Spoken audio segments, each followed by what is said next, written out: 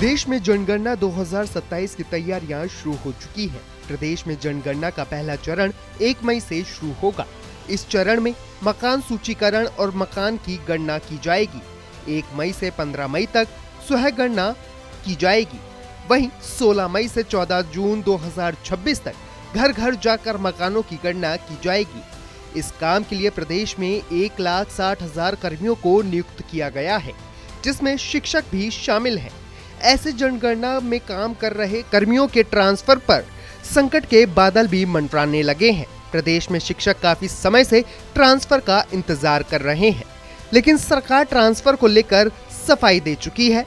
अब एक बार फिर शिक्षकों को ट्रांसफर का इंतजार करना होगा, क्योंकि वो जनगणना के काम में जुटे रहेंगे। पहली बार स्वयं गणना का अवसर भी दिया गया है। इसके माध्यम से सभी परिवार एक वेब पोर्टल पर जाकर जनगणना अनुसूची भर सकते हैं। हालांकि जनगणना के लिए प्रदेश में करीब 1,60,000 प्रगणक और पर्यवेक्षक नियुक्त किए गए हैं। इन सभी प्रगणकों में अधिकांशतः राज्य के शिक्षा विभाग के कर्मचारी हैं। अधिकतर शिक्षक ही प्रगणक के तौर पर नियुक्त किए गए हैं। इसके लिए अतिरिक्त मानदेय की व्यवस्था भी की गई है।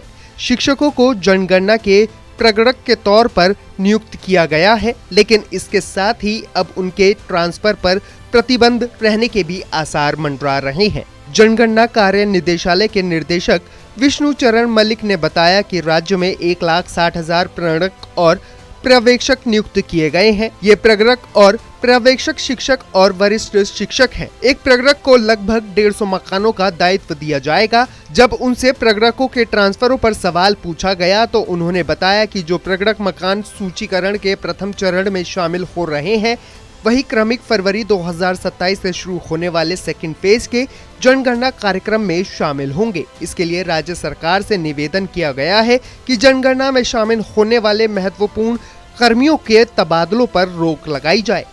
आपको बता दें कि जनगणना 2027 के दूसरे चरण की शुरुआत फरवरी 2027 और इसका काम अप्रैल 2027 तक पूर्ण होने का प्रस्तावित है। इस लिहाज से जनगणना का कार्य पूर्ण होने तक सभी शिक्षकों के तबादले पर प्रतिबंध रह सकता है। ऐसे में राज्य के करीब 1,60,000 कर्मियों के ट्रांसफर पर रोक के बादल भी काफी गहराते हुए नजर आ रहे हैं।